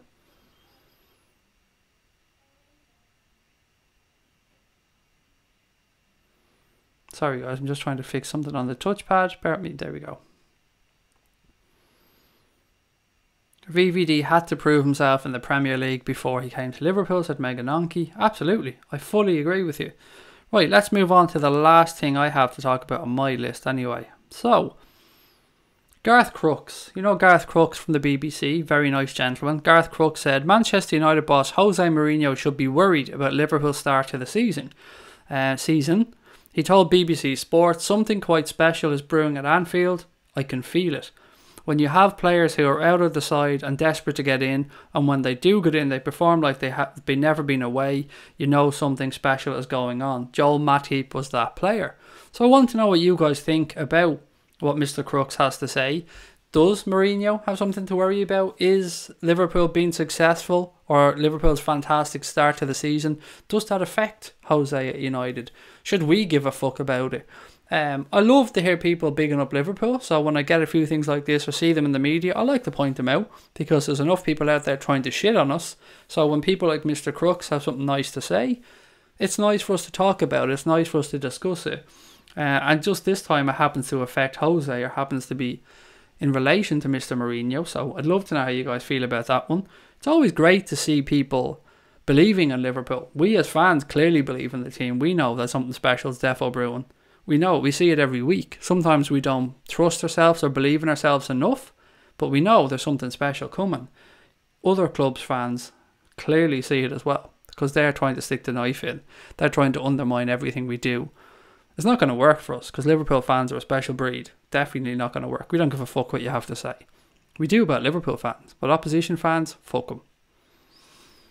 Craig, I'm only worried about our team and any team that's above us in the league. Something special is brewing, said Lewis. Is that Lewis or Louise? Louis. It's Louis. Is it Louis? I'm going for Louis. I hate crooks, but he's right this time, said Megan Anki. Scouting players is more of an art than a science. Every team buys duff players. We're on a good run at the moment. Spot on, it is. But Jurgen Klopp and Michael Edwards are doing a fucking belting job at it, aren't they? I mean, you're right. It is more of an art than a science. And that leads me on to something else I'd like to have a talk about after this. But thank you for reminding me. It is. Sometimes it's just luck. A lot of great work can be done. A lot of people just see something in a player, as you're saying. There's almost a sixth sense or something. And some people are brilliant scouts. They just have it bred into them. They just know what to look for. They can see a footballer. They can see the attributes. But at the same time, this day and age, a lot of it's down to human nature as well. Klopp likes to sit down and talk to the players and get to know them on a personal level to see if their type of personality or their mentality will fit with what he's trying to do at Liverpool. And I'm sure many other managers do the same thing. Lars said, I give a shit about what other managers say about us, and when Mourinho said, I give a fuck. Matip is a quality player, but he also knows that he has to play awesome to shift Gomez or VVD out, said Tom Boland. To be fair to John Matip, I thought he put in an amazing display at the weekend. Maybe amazing, I'm going a little bit over the top, but I thought he put in a damn fine shift. Apart from his goal, which was sensational, I thought his passing, his range of passing on the day was brilliant. His defensive work obviously top notch. And it's great to see that we can rely on these players to come in. If Joe Gomez needs a rest, and maybe in a couple of months we'll be looking at bringing in and out Dejan Lovren. It is great to know that we have that quality and depth, and this could be what's the difference between us having a really successful season this year or another nearly season. What these spoiled glory hunting fans don't understand is that adversity makes you strong, so our highs will be beyond their reach or their dreams, said Farwell. Again, you guys are fucking amazing. I love some of the way you phrase things. It puts me to shame. I could never come up with such articulate ways of expressing my emotion as that. So well in, Farwell. Great comment. Stig says, spoke to the manager at Celtic, Delia, from the same country as me. He said if he fixed his mentality and awareness in games, he would be world class. This was before he went to Saints. See, that's something that I believe came up when Brendan Rodgers had him scouted. I think it was Gary McAllister at the time was talking to Brendan Rodgers about him, and somebody has quoted him as saying that there was that worry about him. There was a worry that he may switch off, or he mightn't have the strong enough mentality to cope in the Premier League. Well, he's done it clearly. He went to Southampton, has shown how good he can be, and at Liverpool and his national team Holland now, he's starting to show at the very top level how good he can be. So I think it was right that Liverpool waited. Sometimes it's like Shaqiri. Sometimes it's just right time for the player. Shaqiri could have came to Liverpool, I don't know, 4 seasons ago, 5 seasons ago, something like that, and it just didn't happen. But these things happen at the right time for a reason, and we got Virgil van Dijk at the absolute best possible time, in my opinion, and we're getting the best out of him. Does any of us care now that he cost 75 million? I know I don't. If the club can afford it, if it's within the rules, get him. And we did. Fucking brilliant. Tickety boo. And Sturridge and Shaqiri too, said Lars. About time they stepped up. They're on 90k a week, for fuck's sake. He was like that when he first signed Matip. I hope he keeps that level. He was. When we did sign him, you're right. When we first signed him, I thought he was an exceptional piece of business. But then we had the injury runs, unfortunately. Crook said Gomez is a future England captain. And that's a massive compliment. Coming from somebody who's played at the top level like Gareth Crooks has as well. It's a skill spotting player, said Dirty Girl. It is. And there's some people who are just exceptional at it. There are some scouts out there who have pulled out absolute crackers for managers over the years. Liverpool won't be counted as a team to be worried about until we win something, said Mossy Wassy. That's a fair comment. We may disagree with it internally sometimes, but it is a fair comment.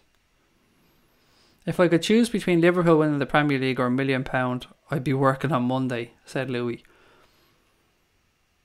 Yeah, no, you see, I've got to be honest there, mate. If I could choose between Liverpool winning the league and £1 million, I'd be taking the £1 million. Got to be honest, I'd take it. Of course, definitely, hands down. I'd take the £1 million and I would buy myself and my mates a corporate box at Liverpool until the £1 million runs out. So how many years? I don't know how many years that will get us, but there'd be corporate boxes for me and 10 or 11 of my mates for the next 10 or 12 seasons. I believe Juve, Napoli and Roma have good scouts, said Dirty Girl. Pogba, who gave the ball away for the Wolves equaliser, was saying United should attack at home instead of shitting the bus. And shooting the bus, but that he's just a player, not the manager. Well, look, he is right to an extent. You ask Manchester United fans what they expect from the club at home, and it would be that, attack, because over the years, Manchester United have been known for pressurising teams at home, and to be fair to them, playing good attacking football. They have Mr. Mourinho in now, and he has his own way of going about things. And as you said, Pogba seems to be having a sly little dig at his manager there, but at the same time, whatever way they're being told to play, they need to fucking knuckle down and get the results. It wasn't Mourinho who mispassed the ball, as you said there, for the goal against Wolves. It was Pogba. So Pogba needs to take some responsibility, shut the fuck up, and do what his gaffer says. If he's not happy, leave. I used to watch a bit of the Scottish League in 14-15, and I remember VVD and thinking, wow, this guy looks the part. Not realising what I was talking about, or that I was right for once, said Farrell. Some of the free kicks he scored for Celtic as well, guys. If you haven't checked back, have a look at them. Jesus Christ, they were amazing. Look, it's the best thing happened. He's at Liverpool now, 2 years later. Great, enjoy it. And what about Salah? Said Vinnie Johnson. Oh mate, if you're talking about the awards tonight, we've gone through it so many times. He was fucking robbed. Connor said, it's a switch in our transfer policy. We used to buy players like Van Dijk before they developed and hope they turn out to be world class. Now we just try to buy world class players. Which is true. We used to have to roll the dice and take a gamble that Coutinho would pay off, that somebody like Markovic would pay off. And a lot of the time, it didn't work out. But as Connor rightly said, there seems to be a change in our transfer policy now where Liverpool are willing to back the manager. And I think we can't underplay how much the manager has to play in all of this, because maybe FSG didn't feel like they could give Brendan Rodgers the type of funds they're talking about because they didn't like his hit rate of signings, or they didn't believe that he could do the job as well as Jurgen Klopp. I think a lot of us believe that FSG have the manager they've always wanted at the helm now in Liverpool, and that they're willing to put their money where their mouth is to support Klopp because, well, look what he's done. He's brought them back a return. Every player he's brought in has doubled, trebled, quadrupled in value, improved in skill. He's sold players for a tremendous amount of money. Well, I say he sold players, the club have sold the players, but he's developed them to be worth a tremendous amount of money. So why wouldn't you back Klopp? He's done everything right. 75 mil is a cheap price, or a cheap at the price, said Megan Anke. Farwell said nobody cares he cost that much, and there isn't a team in the Premier League or in Europe that if they had the chance wouldn't buy him in 2 minutes. Where do we rate Virgil van Dijk in world football, guys? Where do we think he ranks in the top levels of centre-backs in the world? And let's try to be realistic about this. Somebody give me somebody who they believe is better than Virgil van Dijk. And we're not allowed to use the name fucking Ramos because he's a cunt and we don't even want to discuss Sergio Ramos. So give me somebody who you think is as good as, if not better, than Virgil van Dijk as a centre-back in world football. There's a few guys out there who we can throw into the mix, alright, but I'd be interested to see what type of level you guys think he's playing at.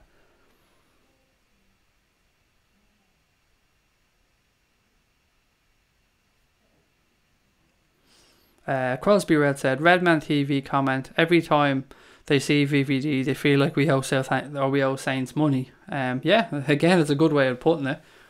He's a bargain. I don't give a fuck about the money, as you rightly said, and as Redman TV have pointed out there in that comment. Yeah, you do. You feel like we absolutely robbed them because he's that mint. He's that good. No one talks about the VVD price tag anymore, said Mossy Wassy. Take the million and win the Premier League the season after. Yeah, that's what I'd be hoping for as well. Christopher McKeever said, honest answer, people, what would you have? United relegated or Liverpool win the league? 100% Liverpool win the league. 100%, mate. And I'd be amazed if everybody else didn't answer the same way. Personally, United aren't relevant to me. I say they're not relevant. Of course they're on our radar, but for me, I'm only interested in success at Liverpool. I'd rather success at Liverpool than United failing, because I'm a Liverpool fan. So success at Liverpool means more to me than someone else failing. Joseph said Pool to win the Premier League.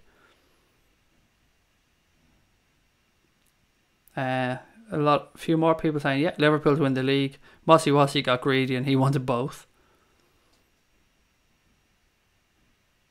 Who else has seen that Wolves haven't been tipped for any kind of poor season? Who else has seen that Wolves haven't been tipped for any kind of poor season? I don't understand what you mean there, Pepper Red, mate. Idris is getting embarrassed by the scriptwriters tonight. Oh, I'm so glad you pointed that out. My wife said the very same thing, and I'm trying to pronounce your name in my head, mate, and I don't want to make a mess of it. So excuse me, Sukvir. I'm so sorry if I mispronounce your name, mate. I'm really trying my best. But yeah, you're right. The scriptwriters have not done Idris Elba any favours at all tonight. The jokes have been cringeworthy. He's trying his best to make things work, but it's not great, is it? The scriptwriters have not done him any favours. He is one cool ass suave motherfucker, and I love Idris Elba. Oh my goodness, I love that man. And as you said, he could easily become James Bond. I would watch Idris Elba as James Bond, and I've never watched a James Bond film in my life, but I love Idris Elba, so I'm not trying to belittle him. But yeah, you're right, the scriptwriters done him no favours tonight. The VAR joke was particularly fucking cringeworthy. How much money did we save when we bought Robbo? Said Megan Onke. I still like to point out that we basically swapped Kevin Stewart for Robbo. That's the type of deal we did there. Brilliant. You cannot argue with that. VVD is the top 3 centre-backs in the world, said Ferno. Squism said VVD is the world's best. Stig reckons top 3 in the world. Skipper Dog said the best. Has to be top 3, said Joseph. We saved 50 million. Is that 50? 60 million with Robbo, excuse me. And he'd get in any team in the world, said Megan Anki. So again, everybody seems to be thinking the same way. He's top level. Possibly a couple that are there to be mentioned with him, but top level. Hi Craig, we will batter them blue twats, said Gary Richards. Really interesting to see what team both managers put out on Wednesday. I have no idea what to expect. You're going to see, if you're on YouTube, you're going to see hundreds of YouTube shows talking about previews of the Liverpool game, and I'd love to know what they're all talking about, because I haven't got a clue. And by that I mean I genuinely would love to know, because I've been trying to think this through and I can't think of a single thing that I'd be guaranteed or that I'd be confident of that we're going to start with. So I might actually have to watch some of these other shows for the first time, because I'd love to see how other people are viewing this one and what type of teams they're expecting to put out.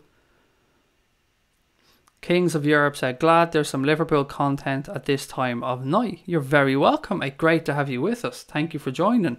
This is the Late Night Agenda, so we do try and come on sometime between 10 and midnight, so glad that you're joining us. Great to have you with us. If you haven't subscribed, buddy, please do hit that subscribe button.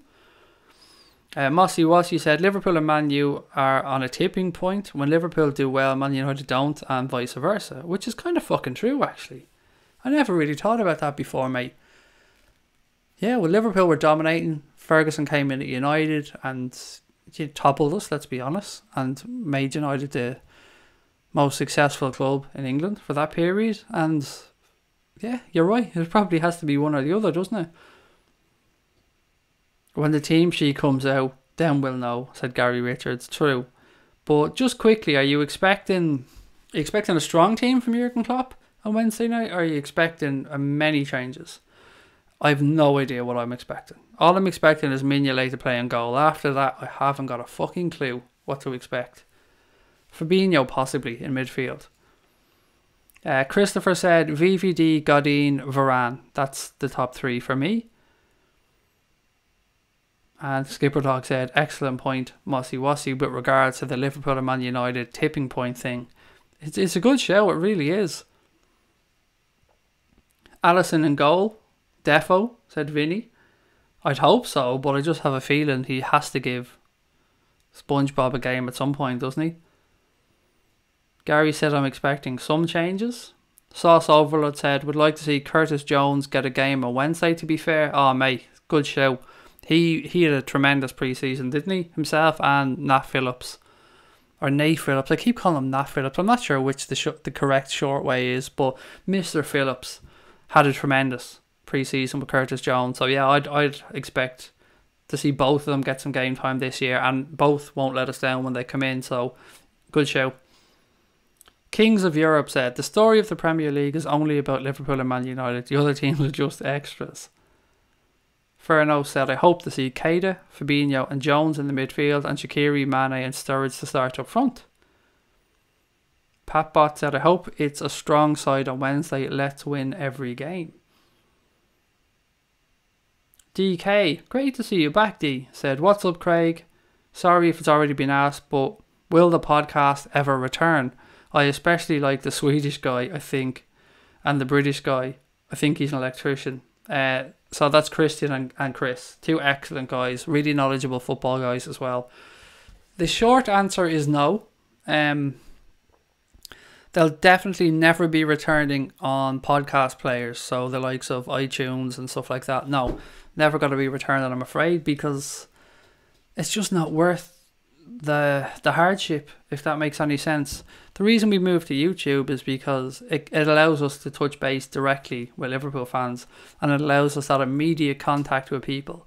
With a podcast, you put stuff out into the world and you hope people dig it, you hope they like it, but you never really know. All you can judge it on is if the numbers are growing and you're getting an audience, but it's hard to get that feedback that you instantly get on YouTube.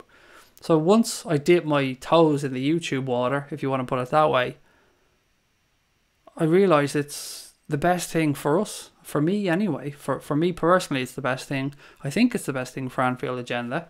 And we've been growing steadily on here. And it did kill me to stop doing podcasts, because it's where I started and I love recording them, I love making them, I love listening to the guys' opinions. We've tried to do them on here, but it's a bit hit and miss, because you need people to have really, really strong internet connections to come on and do a 40-minute video podcast. Sometimes it works, sometimes it doesn't. We're messing about with a few bits of technology now to try and create something that is good enough, because we like to think that we produce content that's at least good and clear. We're not saying professional, but from an audio standpoint, I always try to make it as good as I can. And the podcasts, they just weren't doing it. If that's the honest answer, they just weren't giving us the buzz that we used to get. And some of the people want them back as well. Some of our own guys were chatting about them. Dave loves doing the pods, and he only asked me yesterday, could we bring them back in some way, shape or form? I don't know. I don't think so, is the honest answer. Stephen's gone for Miggs, Moreno, Lovren, Gomez, Klein, Fabinho, Keita, Jones, Shaqiri, Sturridge and Lallana.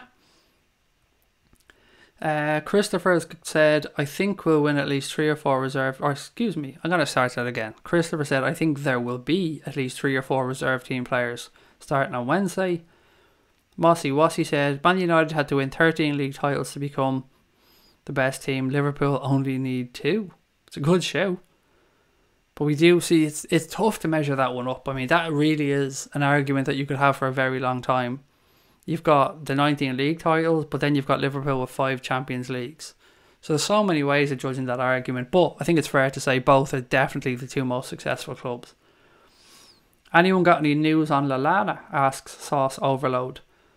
Again, I'd love to have an answer to that one as well. So if anybody does have any news on Lallana or has read or heard anything, please do let us know. Christopher said, my wife is snoring beside me in bed and she just woke herself up because of it. That happens all the time. My wife's a bit of a snorer as well, to be fair. I just give her a little sharp dig in the ribs, though. A little elbow to the ribs. Never hurt anybody. No matter whoever we are pull out from the bench, it'll be a strong team. Let's continue the fantastic momentum and build forward, said Senor El Flamo. Again, you're right. It's been a fucking belting start to the season. 7 out of 7. Hopefully 8 out of 8 on Wednesday. Just remember that Fergie won his first league title after 6 or so years. Be patient, guys. Klopp will win us massive trophies soon, said Ferno. Guys, I was lying in bed last night, and we'll have this little chat, and then we'll move into the last 15 minutes. So if anyone's got any topics for the last 15 minutes, please let us know. Let me know what you want to chat about for that. But I was lying in bed last night, and I had a little thought about stats. I was actually talking to Far Isle. We were messaging back and forth on Twitter, and we were just chatting about football and stuff like that. But it got me thinking when I went to bed about stats. I'm not somebody that uses statistics much in life, particularly with football. I like to think that I can judge a football game with my own eyes. I can look at it, I can break it down as much as I need to. But what I see myself, I've been around the game long enough that I think I can pick out what I need to from a game. Now, I want to know where people are with stats, because they confuse me, if I'm being honest. At times, they confuse me. I look at things like expected goals. Let's just use that as an example.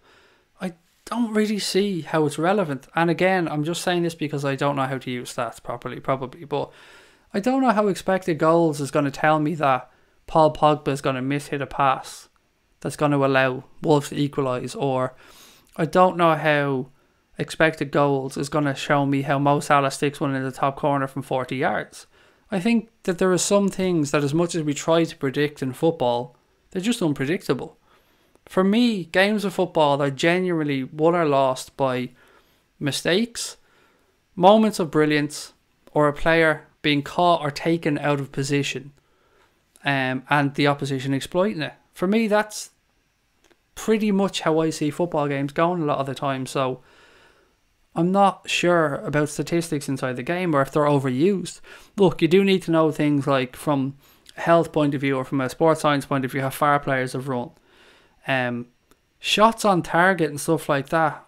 Even stuff like that, I kind of go, does it mean anything? The only stats that mean anything to me are the score at the end of the game, the points. Yeah, it's nice to know how many goals your players have scored. Of course it is. It's nice to know how many clean sheets the keeper has. It's nice to know how far players have run. But other than that, I think they're just overused in the game. I think sometimes, and was it Brian Clough that said football is just a game that's overcomplicated or something like that? I think it's true. I think sometimes we get too hung up on formations. I think we get too hung up on statistics. Just look at the game, judge it with your own eyes. It's a simple game. The rules are fairly simple, and 90% of football to me is subjective. We won't all look at things the same way. We won't all see a game the same way, and nobody can definitively tell you that what you've seen is wrong. A lot of football, and it particularly goes with refereeing decisions as well. It's not black and white. It's subjective. And I think as football fans, that's what makes the game so appealing to us, is that me and you can sit down and watch a game of football and we can see 10 different things inside that game. You can look at it one way, and this is putting our club biases aside. Looking at a game of football, it's beautiful. It's the reason we love it. It's the reason that you have arguments in the pubs with your mates. I just think it's overcomplicated at times, and I wanted to know what you guys thought about statistics and stuff. And I'll openly say I'm not somebody that's really knowledgeable on how to use statistics or how they can be implemented to your advantage. So I have to say I'm completely ignorant as to their benefits.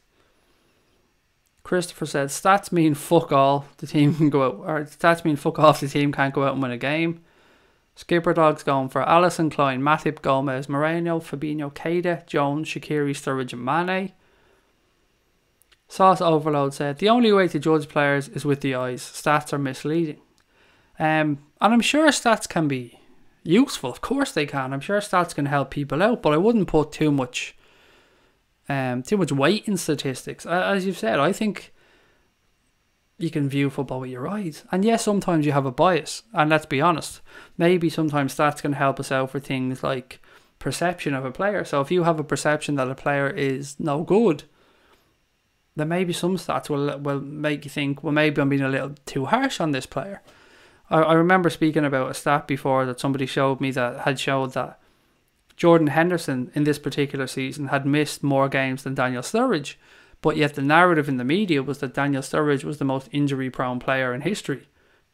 But Hendo had missed more games in that period of time. So, again, sometimes stats can be helpful in that extent because they can let you know about your misconceptions.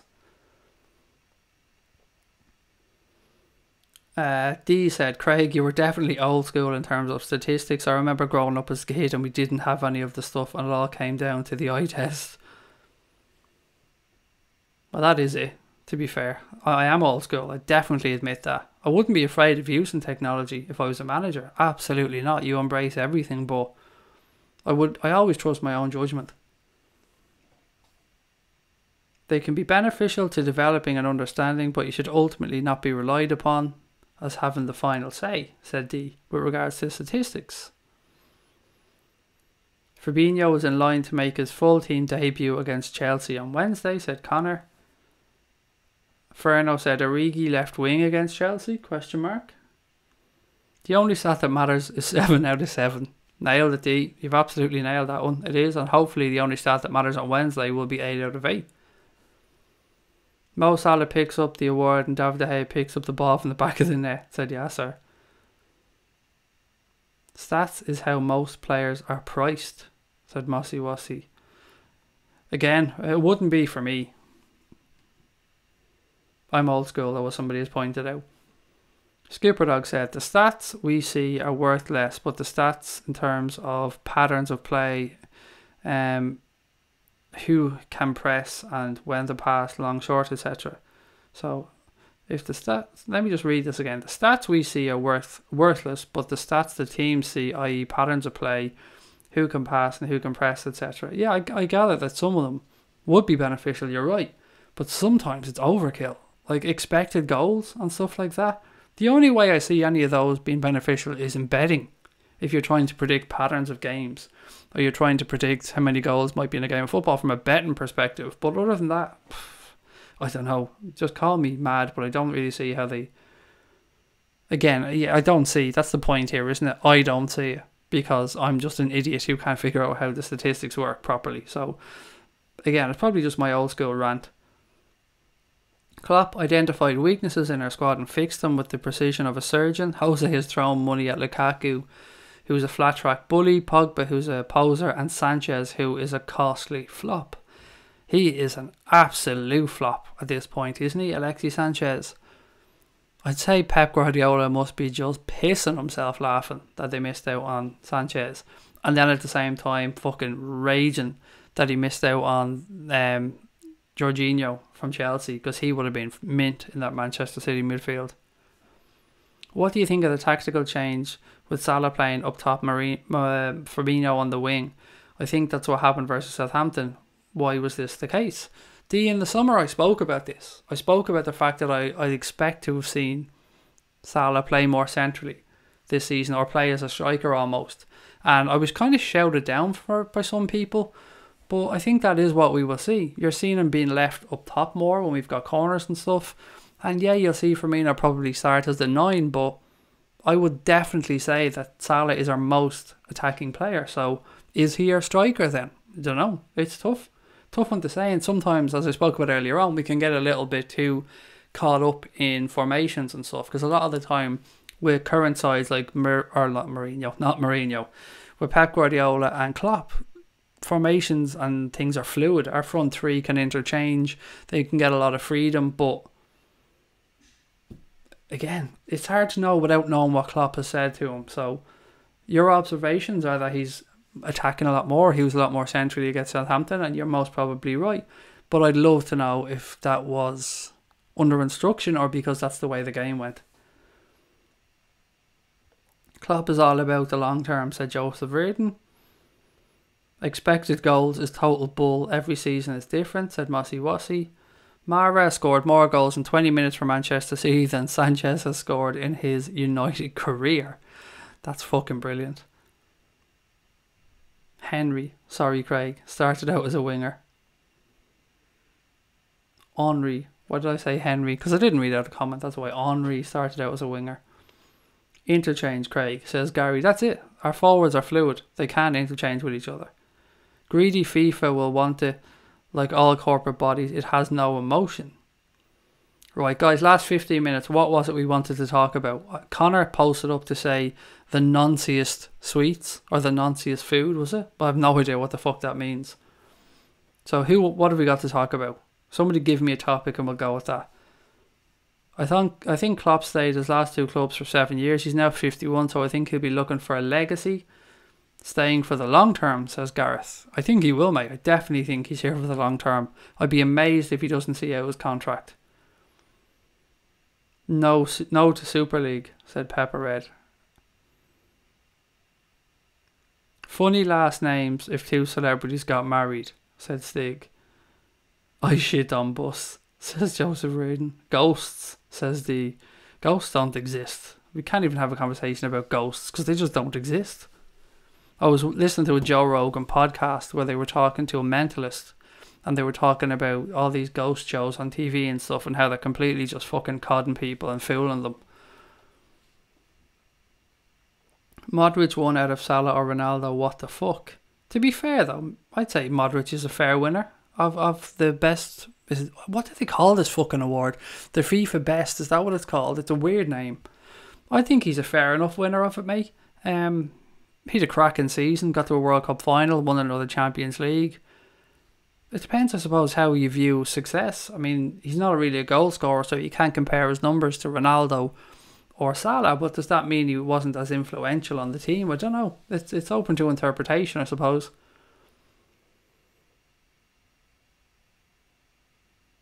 Derek Akora. Fuck, that lad's a clown. What about the McGregor fight? A lot of people actually wanted to talk about the press conference of the McGregor fight, so is that something that everyone's okay to have a chat about for the last 15? I know some people will be going, oh, fucking McGregor, oh. But a lot of people were asking about it last night, so what's everyone expecting? I was looking at the betting today, and Khabib is the heavy favourite for this fight, actually, with the bookies, which I was a little bit surprised to see. You could get McGregor at 5-4 to win this fight, Khabib something like 8-15, something like that. The Real World 11, that's a good show. That is a good show. Let's do that. Mossy Wassy's nailed it. If everyone's okay with that, we'll do the Real World 11. What we think should be. We'll do the Anfield Agenda FIFA Pro World 11, which is a belter of a show. Goalkeeper.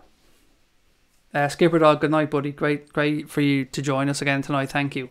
Guys, if anyone's watching and they haven't yet hit the subscribe button, please take a minute to do so. And of course, if anyone's heading off or have just joined us and they haven't hit that like button, take a second to do that one as well.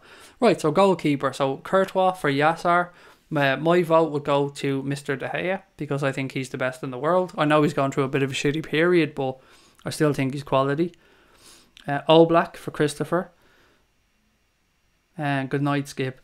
Courtois, Oblak, De Gea. See, it's already, we've had 3 different comments and 3 times from people. That's how tough the goalkeeper one is. De Gea again. Was a down year for keepers. Oblak. See, it's a tough call. So, De Gea. I think we'll just say De Gea for this moment in time because he's had 5 comments. The next closest one is 2. So we'll go with De Gea. So the back 4. Marcelo at left back. Is everybody happy with that? Dani Alves at right back was a bit of a surprise, to be fair. PSG didn't do well in Europe. I don't know, maybe.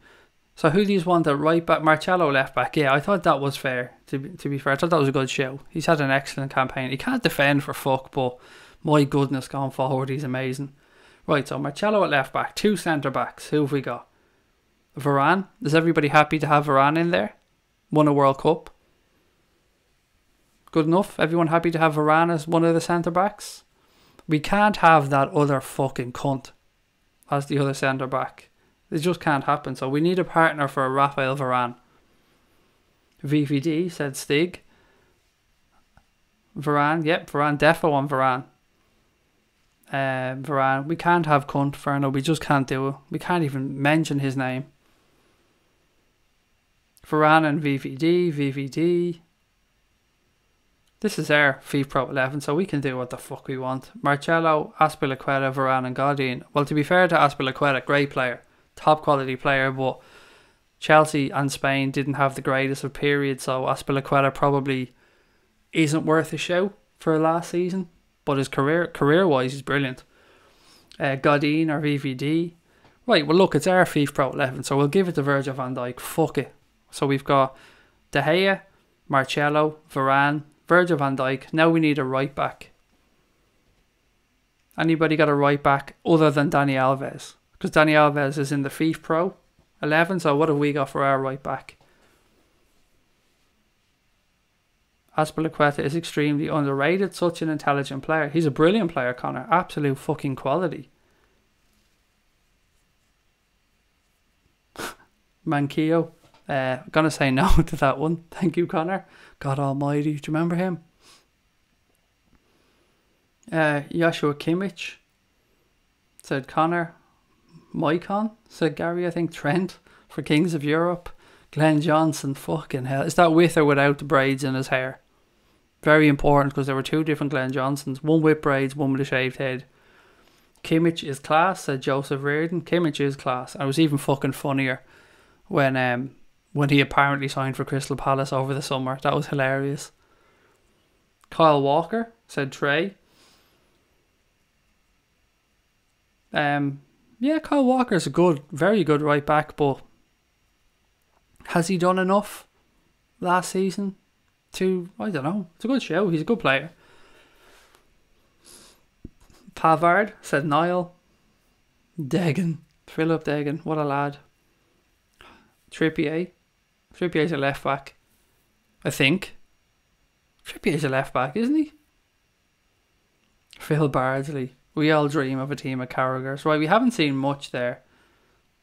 Joshua Kimmich has got the most votes so far, so everyone happy to go with Joshua Kimmich? Stephen Ward. Trippier's a right back. I could have sworn he was a left back. Fuck, see how much I know about Spurs. So who's Spurs left back then? Trippier's right back. Who's the left back? Trippier. Lots of Trippier votes actually.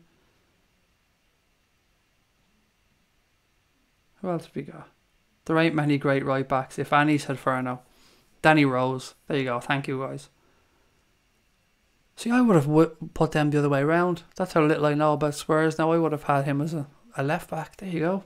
You live and learn.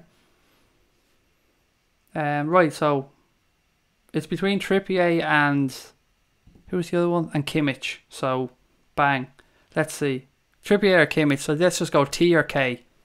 So just whack in T or K and we'll see who has the most.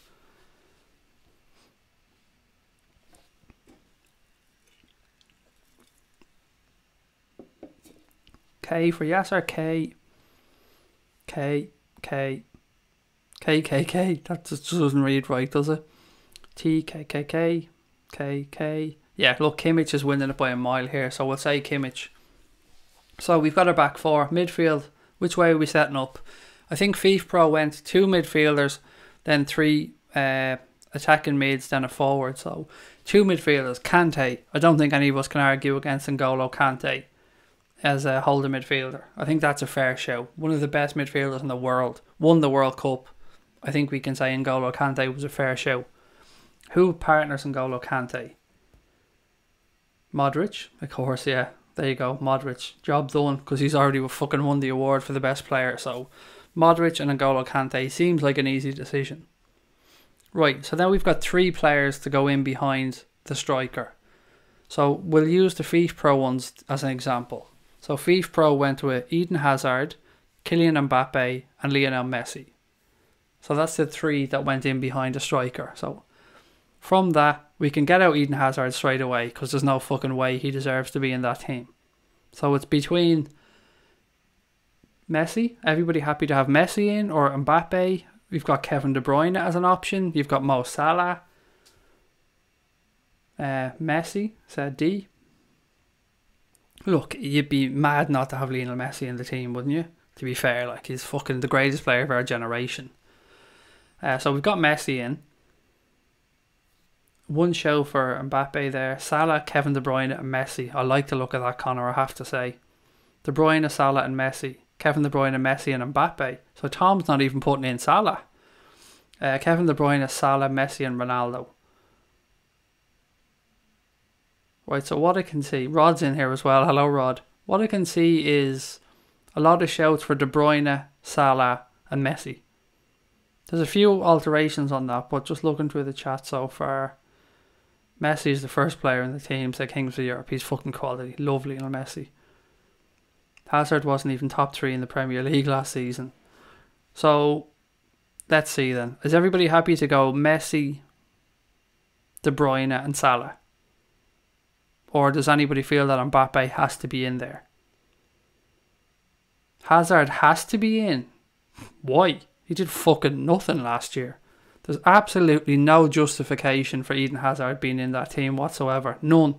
Not even a sniff of it. Griezmann, the Messi level superstar. Mbappe, Messi, Salah, Ronaldo, says Yasser. Ronaldo has to be in there. Well, we haven't got to the forward yet, so I was going to give Ronaldo the nod as the forward. I still can't believe there's actually someone who genuinely believes Hazard deserves to be in that team from last season. I don't get it. And as I said, I'm not shitting on Hazard as a player. He's a tremendous footballer, but come on. Last year he was not in the top 3 midfielders in the world, or attacking mids in the world. Kevin De Bruyne should be in there. Right, so let's go De Bruyne, Messi and Salah. We'll go with that one. Is everybody happy to have Cristiano Ronaldo as the striker? Because, look, he fucking has to be there really, doesn't he? So what have we got then? The Anfield Agenda, we'll call it the Connor Pro 11. So we've got David De Gea. We have Joshua Kimmich, Virgil van Dijk, Rafael Varane. We have Marcelo at left back. We have Luka Modric and N'Golo Kante as the holding midfielders. Then we have Lionel Messi, Mohamed Salah and Kevin De Bruyne. And ahead of them, Cristiano Ronaldo. Now I think our team whoops FIFA's team in a game. Whoops them. Even though there's only about 3 players different. I think we'll whoop them. I think that's a damn good team. One last question before we head off. Who's captain? Who's captain of the Anfield Agenda team? There you go. Connor has written it out there for us. Thank you very much, Connor. De Gea, Marcelo, VVD, Varane, Modric. You missed one, Connor. You missed the right back. You missed out on Kimmich. So De Gea, Marcelo, VVD, Varane, Kimmich, Modric, Kante, Salah, De Bruyne, Messi and Ronaldo. That's a tasty looking team. I can't wait until all this deadwood leaves the World 11. Alves, Ramos, Marcelo. Sick of seeing them, said Tomas Kennedy. Yeah, I'm with you, mate. I'm with you. Did anyone see Barca want Bobby and Kane next year? Hopefully it's Bull. Real Madrid really want Kane. Really, really, really want Harry Kane. They want Harry Kane and they want Pochettino. Plus Kimmich, said Connor. There you go. What a team it is. That's a belter of a team. I think we put together a damn fine selection there. Maybe FIFA can give us a shout next time and we can give them our Anfield Agenda 11 and we can actually give them an 11 that's worth picking. Right, guys, I am going to call it a night. If that team was to actually play, do you think it'd suffer because the 2 DMs are short? Nah, be grand. N'Golo Kante sorts it out, and then you've got Modric there to tread the balls through to the front 3, the front 4 actually. Be grand. Don't worry about it, Connor. We don't need height in midfield. We did this in 10 minutes and got it right, said Stig. There you go. Nailed it, Stig. 10 minutes, job done. Didn't need to fucking put people up in hotels. Didn't need to spend hundreds of thousands. Didn't need to have executive meetings. We jumped on YouTube, had a chat, nailed it in 10 minutes. Job done. Didn't even need Idris Elba, for God's sake. He just had some bald and Irish potato. That sorted it out.